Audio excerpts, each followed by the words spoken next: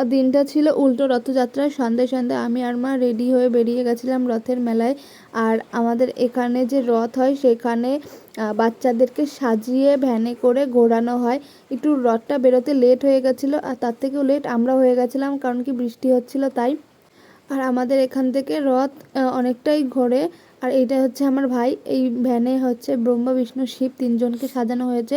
আরও আছে অন্যান্য বাচ্চাদেরকে সাজানো।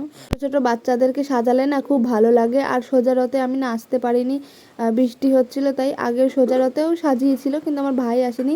আর এই দেখতে পাচ্ছ কত কিছু সাজানো হয়েছে বাচ্চাদের।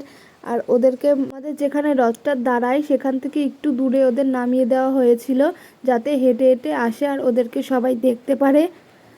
আর আস্তে আস্তে এখানে ভালো করে বোঝা যাচ্ছে যে কী সেজেছে। প্রথমে ব্রহ্মা বিষ্ণু শিব, তারপরে রাম লক্ষ্মণ সীতা রাধা কৃষ্ণ গৌর নিতাই, এগুলো সাজানো হয়েছে। তারপর তো আমাদের রথটাও চলে আসলো।